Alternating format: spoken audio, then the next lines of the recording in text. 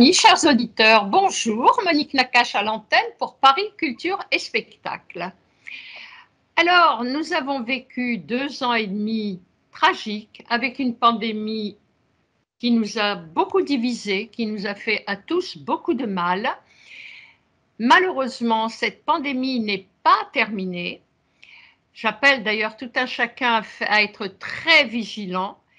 Et aujourd'hui, je reçois Michael Benoliel, à qui je dis avant tout bonjour Michael. Bonjour Monique. Alors Michael, vous avez écrit un livre, un fascicule particulièrement émouvant que je vais montrer à l'écran, à la mémoire de votre maman, Michette Benoliel, tragiquement disparue parmi les premiers disparus du Covid, puisque d'après l'historique, c'était la conséquence du premier Pourim.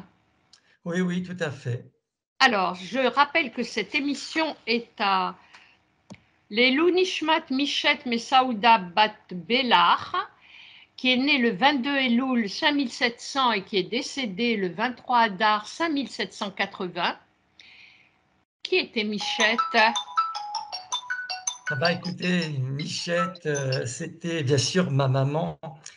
Et c'était une femme exceptionnelle, mais vraiment, j'insiste sur ce mot exceptionnel parce qu'on a tendance à banaliser ce mot, mais voilà, ma maman, j'ai eu la chance d'être son fils et c'est voilà, vraiment une femme exceptionnelle. Voilà, c'est comme ça que je décris Je ma dois maman. dire également que votre sœur partage le même sentiment et ce qui ressort de ce livre, c'est cette union dans cette famille qui est extraordinaire parce qu'il n'y a pas une fête, il n'y a pas un Shabbat, il n'y a pas des vacances où les parents ne font pas partie intégrante de la communauté, qu'elle soit chez vous, qu'elle soit chez votre sœur en Israël.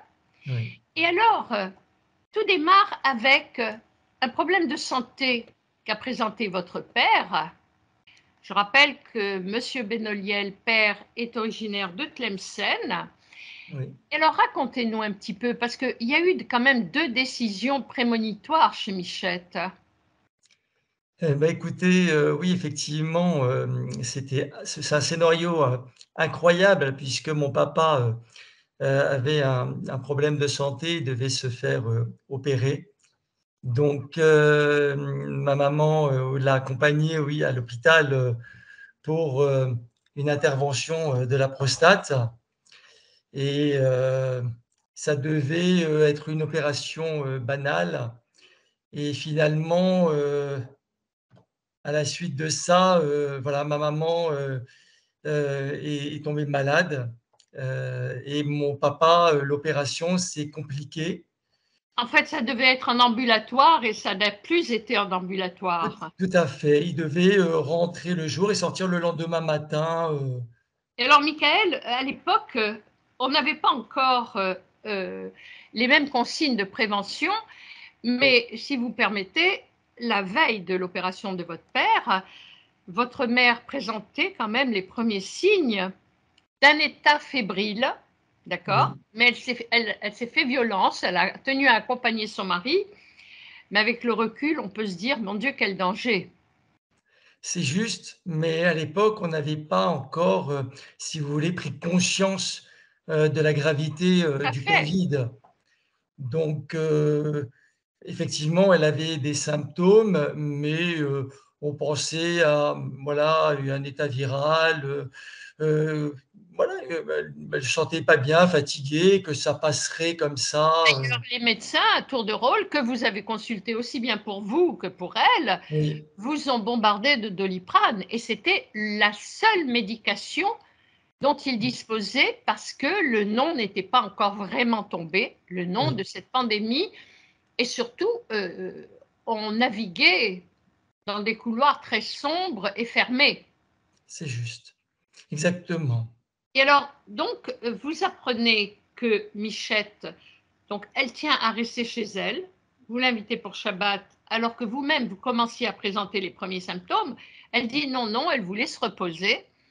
Et puis, soudainement, vous apprenez que les pompiers la transfèrent à l'hôpital.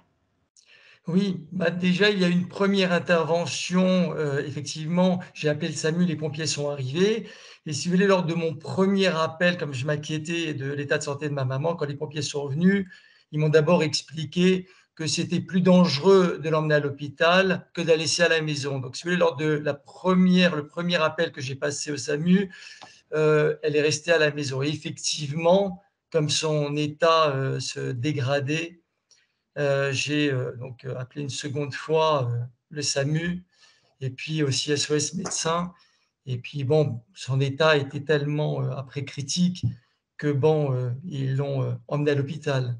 Et tout ceci se passe avec des téléphones permanents entre vous et votre sœur.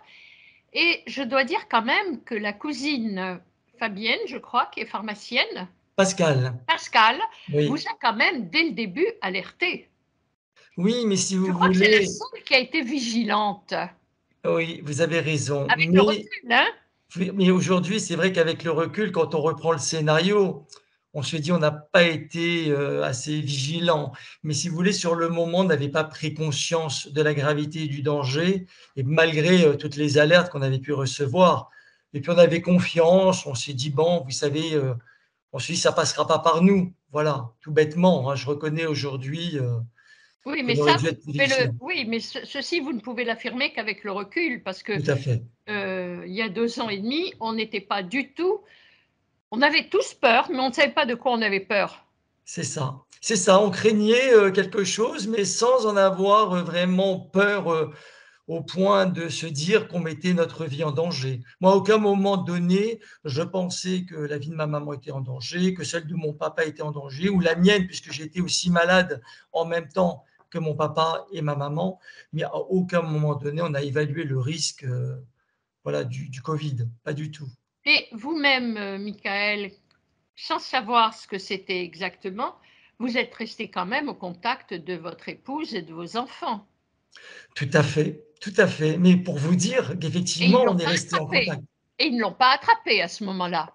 Alors non, pas du tout. Mon Comme épouse, quoi les non, lois de mes la enfants non plus. contamination, on ne les connaît pas vraiment parce que bon alors maintenant bien sûr on dit: «J'avais beaucoup d'anticorps et tout», mais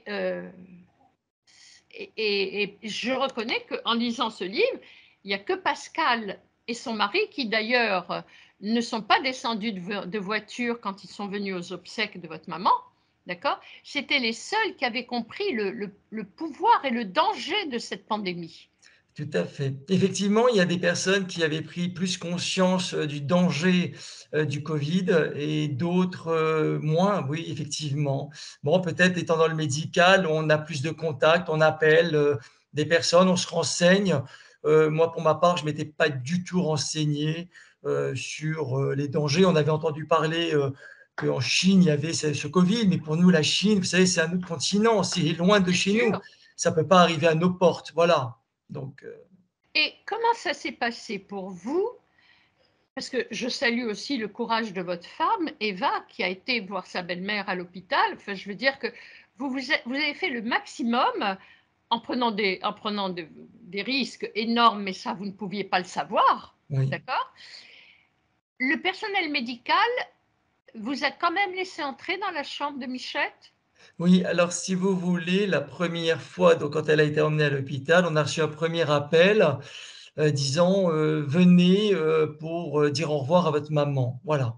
Enfin, c'est mon épouse qui était en ligne avec le docteur. Donc effectivement, on est on s'est précipité pour arriver. Ils m'ont laissé moi seul, donc sans mon épouse, rentrer dans la chambre et je pensais que c'était la fin et il se trouve qu'à ce moment-là, elle était assise sur son lit et elle était, même surprise. Enfin, voilà, elle m'a dit: «Comment ça se fait? J'ai pas mon téléphone, je pouvais pas te donner des nouvelles». J'ai dit: «Mais maman, ça va? Tu» «Oui, oui, ça va mon fils», Et vous voilà. avez su après coup que c'était l'effet de la morphine, en fait? Exactement, elle était sous le coup de la morphine, sous oxygène, j'avais pas vraiment fait attention sur moi, j'étais heureux de la voir.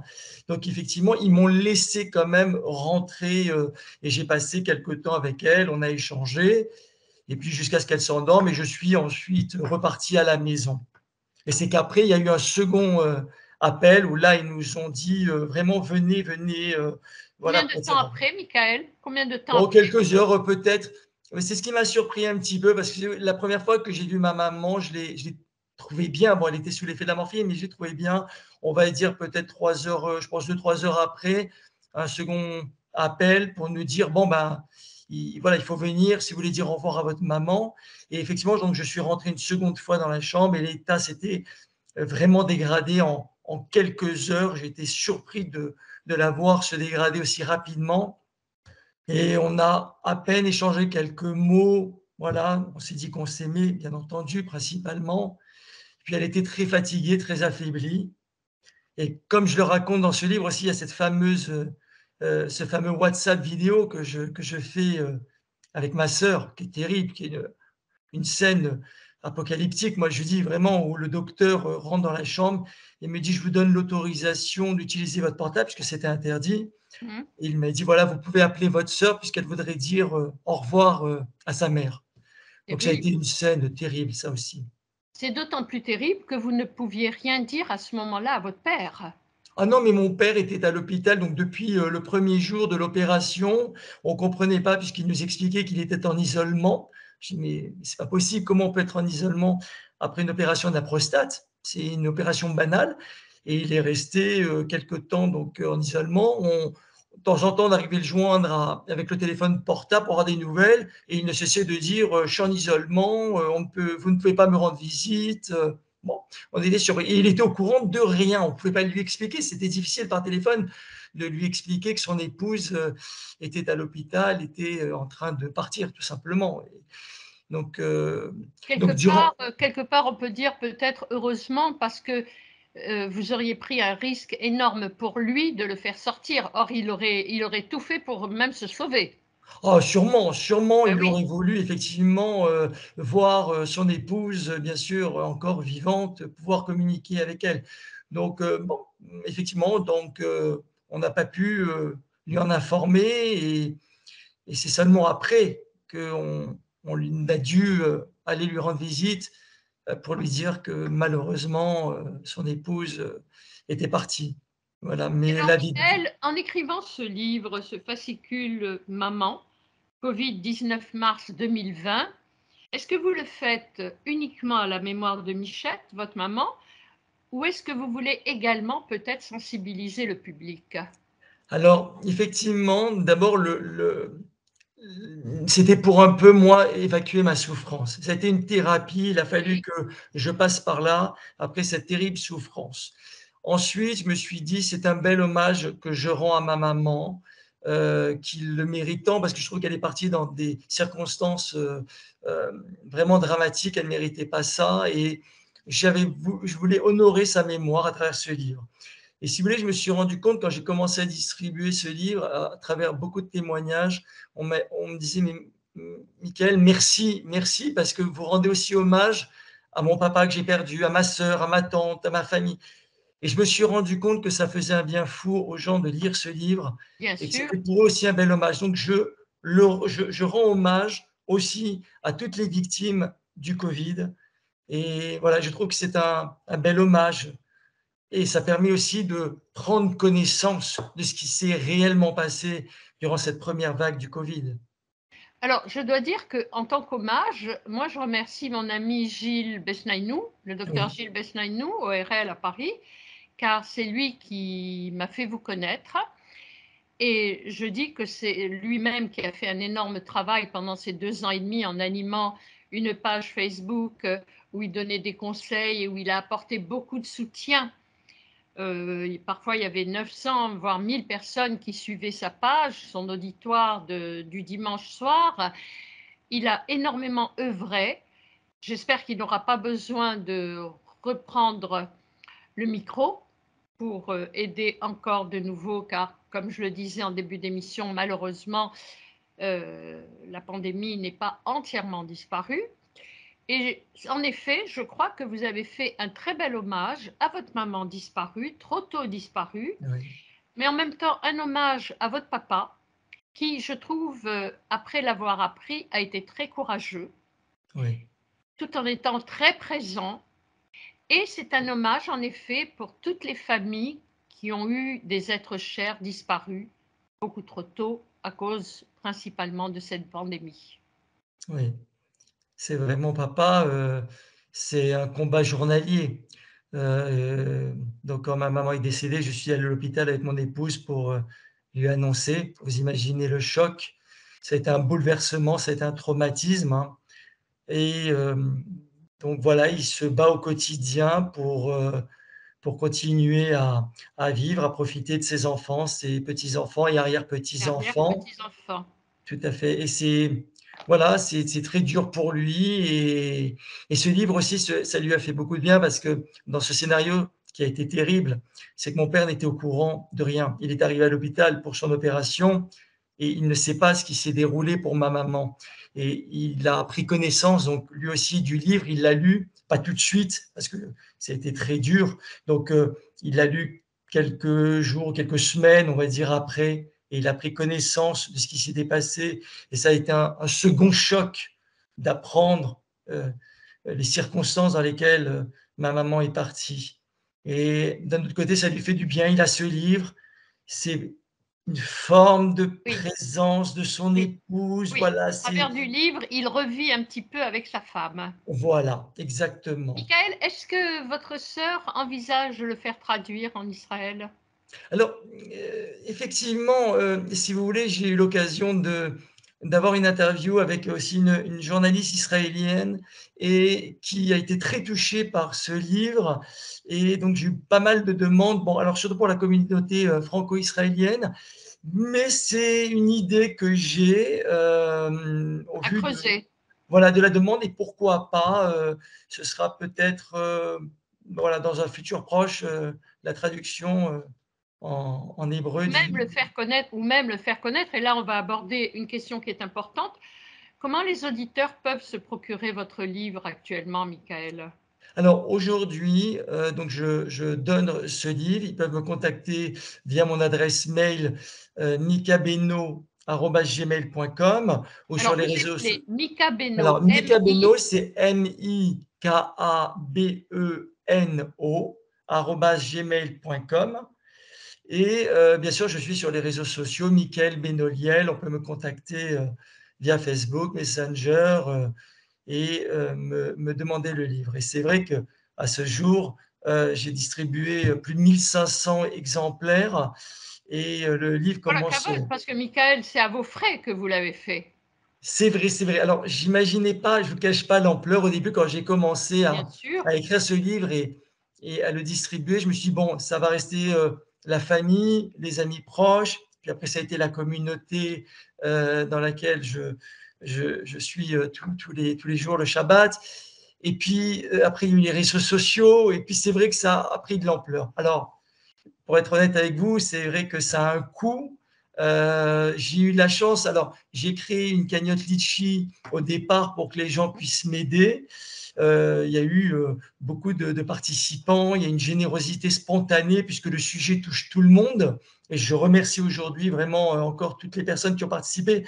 Maintenant, pour être honnête avec vous, Monique, ça ne suffit plus puisque ça a pris une ampleur assez considérable.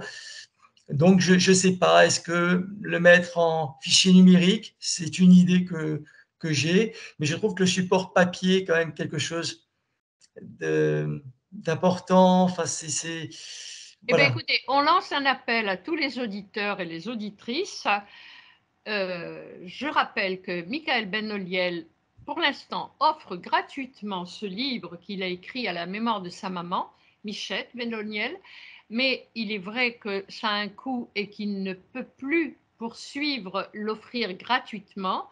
Tout à Donc, fait. j'invite les informaticiens qui pourraient avoir une idée à transmettre à Michael à le contacter par mail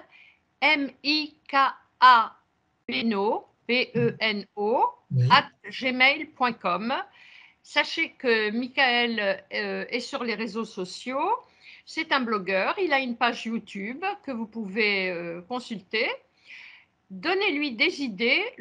Moi, je pense que l'idéal serait de pouvoir le distribuer sous PDF, ce qui permettrait à tout un chacun, à condition que le PDF soit protégé, mais je ne saurais pas vous dire comment protéger le PDF.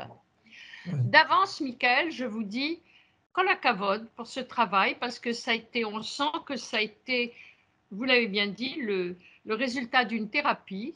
Je Oui, pense que ça vous a fait beaucoup de bien. énormément. Quelque part, ça vous a permis de faire revivre, comme dit le Talmud, quand on parle d'un défunt, il plane au-dessus de nous. Et c'est ce que vous avez fait en faisant ce travail de mémoire sur votre mère. Je vous en remercie. Je dis Kol hakavod. Merci. À très bientôt, Michael.